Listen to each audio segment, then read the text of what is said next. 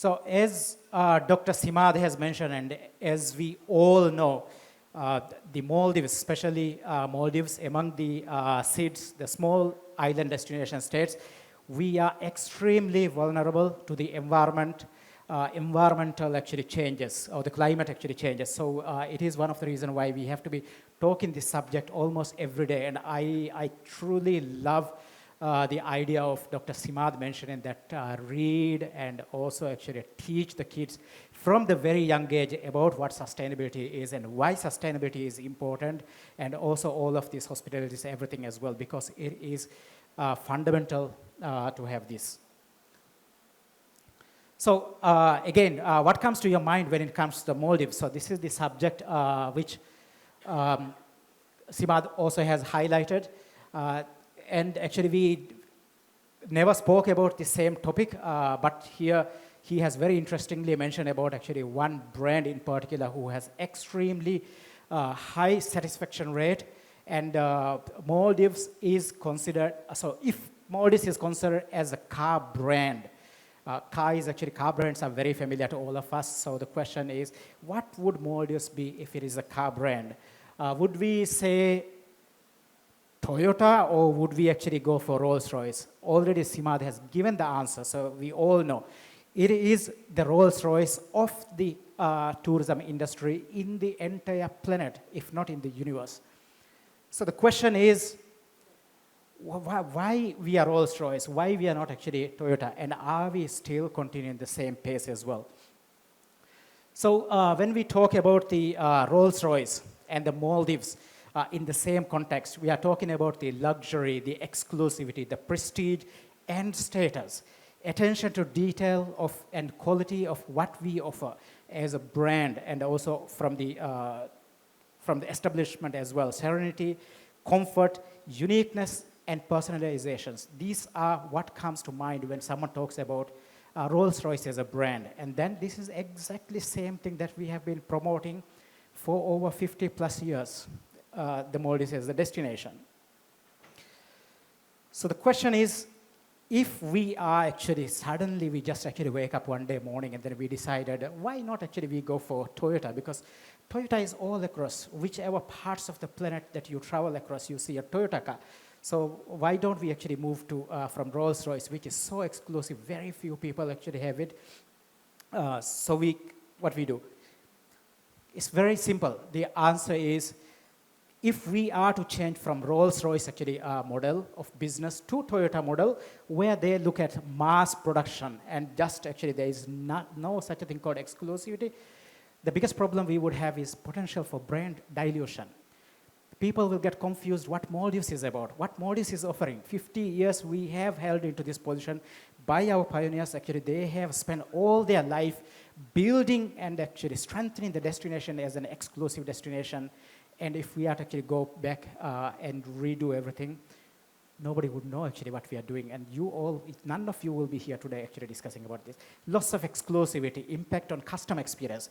That's actually one of the key words, the impact on customer experiences. So Rolls-Royce, the customer satisfaction was extremely high.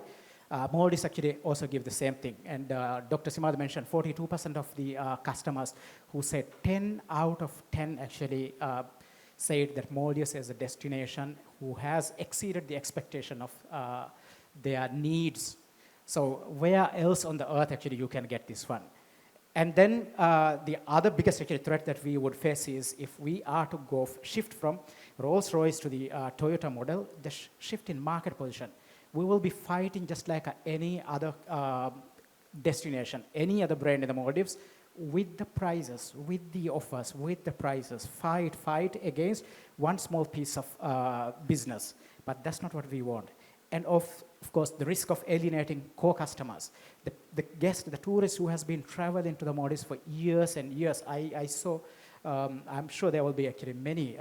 Sansiam, I think it's the Dalu Atoll resort where they actually have celebrated, I don't know, almost 37 to 40 times a repeat guest who has been actually coming to the Maldives over and over again. The chances are actually we may lose this kind of customers. And I will actually change the subject a little bit about This gentleman is a very interesting gentleman. He is Palau's president. Palau's president has very, very interesting, actually, however, very concerning, actually, beliefs that he has. So he was asked recently, okay, so basically Palau's president wants to build only 5-star hotels and resorts in his destination or his country, which is actually quite interesting. So he was, these are a couple of actually topics while I was just going through the Palau's aspirations and what he wants to actually build. And this exactly resonates what our pioneers have actually built this as a destination. So Palau wants to build 5-star resorts. Palau leader proposes luxury-only tourism. He says the basically quality over quantity, the key word, quality over quantity, and also how he is actually leading the destination in a sustainable model. And then, so again, here is another thing as well. So almost all of the destinations, as Dr. Simad also mentioned, Mr. Mohammed bin Salman also wants to build another Maldives somewhere else. Everyone still talks about actually the successful business model of the Maldives. However, a lot of actually destinations are now just actually saying, we don't want to see the Maldives as an example any longer, which is very disturbing, especially for the people actually who have spent all their life to develop this destination. So he was asked recently by Travel Weekly which destination he would take as a role model to develop an upscale tourism with a focus on economics and sustainability. Any guess from the audience? Which destination he would, Palau's president would take as an example or role model? Any guesses here? Maldives? That's the standard answer because that's what we believe. That's what we have been actually believing, all these things. Unfortunately, it's not the Maldives, it's Bhutan. I don't know how many of us actually ever thought Bhutan of a tourism destination, but that's what he said. And then interestingly, he was asked which destination he would not take as a role model. I'm sorry to say, I will actually make it fast. He said he will not take Maldives as a role model, which is very, very sad, especially because we have been world-leading destination. And again, ladies and gentlemen, we are talking about a little bit of sustainable model. So he says he will not take Maldives as a sustainable model any longer, yes, which used to be role model to the entire planet. So it's the day today that we all have to pledge, we must pledge, saying that let's regain our reputation. Let's become the world leader again in sustainable tourism so that people will start talking again about not just building over water beautiful luxury villas, but yes, the beautiful sustainable model. Dr. Simad mentioned actually a lot of resorts are now investing in the solar as well, but we need actually more than that. So yeah, he basically, so the question is, if you have 1 million tourists lined up to come to the destination, why wouldn't we say no? I mean, every guest counts $1, right? But that's not what he wants. He said less, but for more, actually. More for less, sorry. Yeah, this is what he wants. And he promised, he said, the key word that as a destination, we, I guess Dr. Simad mentioned, the key word is paradise. That's what Maldives is known for. So the question is, are we still actually providing the exact same experience we promised 50 years up until today? That's what Palau president says. I would like actually to have quality over quantity, and I promise to show the paradise to every single visitor who wants. And that's exactly what we want. That's why we all are here today to talk about that as well. And I thought actually, since a lot of people are now talking about Bhutan as a very successful, sustainable role model, just a little bit about it actually. So Bhutan, as usual, any other destination was facing a lot of challenges in attracting tourists. So the question is, instead of focusing on mass tourism, so instead of focusing on mass tourism, the Bhutan adopted almost 50 years ago, they adopted a policy called a high-value, low-impact tourism. High-value, low-impact tourism, such a beautiful word, which we all actually, I believe, we should be looking more into details, and we have been doing this. We have been doing it, but somehow in the last couple of years, we probably lost the direction, and we just actually need to relook at back. So yeah, that's actually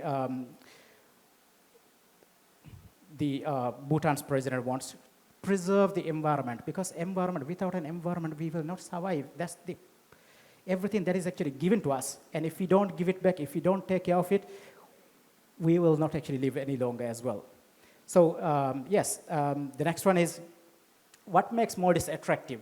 Again, we all know, I don't need to go into details, the pristine white sandy beaches and all of these things, but these are all actually now available in almost all the destinations. People are actually promoting other destinations with images saying, oh, this is not a Maldives, so they actually go.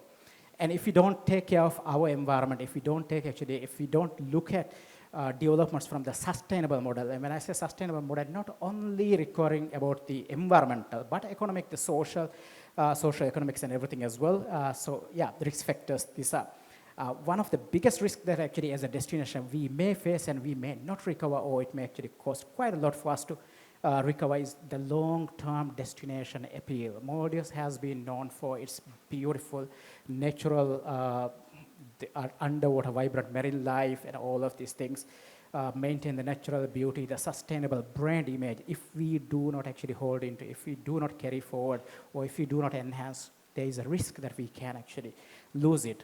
A very simple thing, a lot of people think actually Maldives, which has been actually, even on my opinion as well, Maldives is not replaceable. There is no other destination like Maldives. Maybe for us, but I don't think that's actually the perspective of all the visitors. And there is only one destination on the planet that is irreplaceable, that will have organic growth until the end of very last human being. Only one destination that is not replaceable. Can you guess the destination? Only one destination in the planet. Can you guess any guesses? Makkah. Makkah is the only destination on the planet. They don't need to spend money for marketing anything. As long as the human actually are alive in the planet, we will go. Everything else is unfortunately replaceable if we do not take care of, if we do not actually transform it, if we do not evolve it. So yeah, that's, we have to understand. So yeah, this is the Maldives actually. We have all these great visions, but unfortunately actually we lose the direction throughout. As tourism actually minister very rightly has mentioned, the politics has actually are playing, unfortunately, not the best actually role because of all these things. Dr. Simad actually showed a picture of Mahmoud Abdul Gayoom and Ibrahim Nasser in one picture, although they were actually not aligned actually politically at that time. But they, just for the sake of the destination, they decided to go hand in hand with the developers and everything. So that's what we want for this destination. So right now, in terms of the climate vulnerability index ranking, the Maldives is on 155th. This is the actually very low. So that means we are actually extremely vulnerable. Yes. This is what Maldives has been. If you ask from any person in the planet, what Maldives is about, it's just this beautiful actually villas. You don't see high-rise buildings and stuff like that, the pristine beaches, everything. And so